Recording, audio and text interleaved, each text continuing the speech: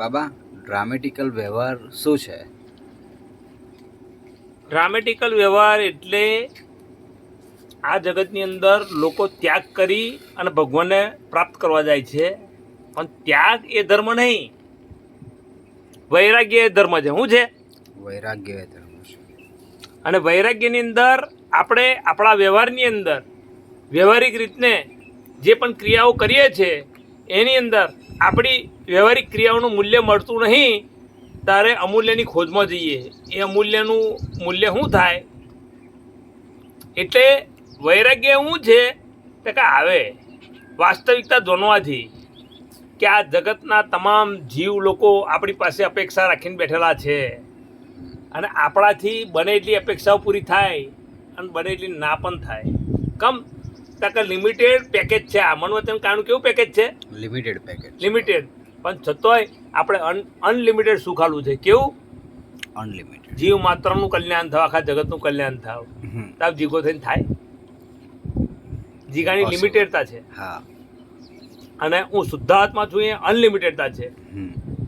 એટલે ખૂબ આપણી અંદર જે સિદ્ધાંતોને, જ્ઞાની પુરુષના સિદ્ધાંતોને જે પણ ચરિતાર્થ કર્યા છે, એ ચરિતાર્થના આધારે આપણને જે પણ કંઈ હાથની અંદર આવ્યું છે એ શું આવ્યું છે?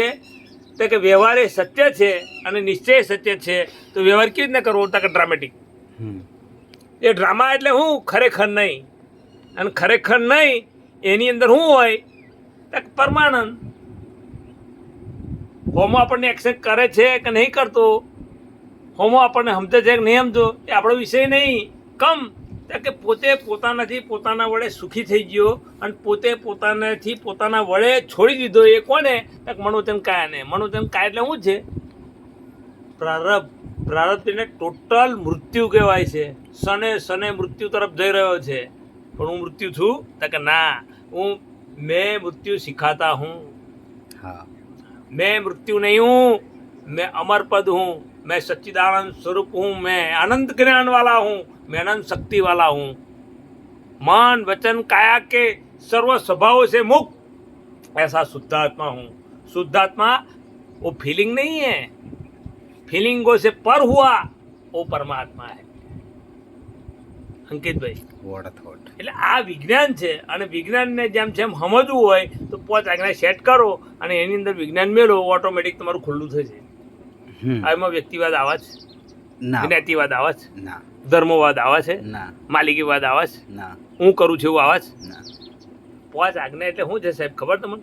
તમારું પરમાત્મા પદ ખુલ્લું કરે છે. શું કરે છે? પરમાત્મા પદ ખુલ્લું કરે છે. આ વિજ્ઞાન છે.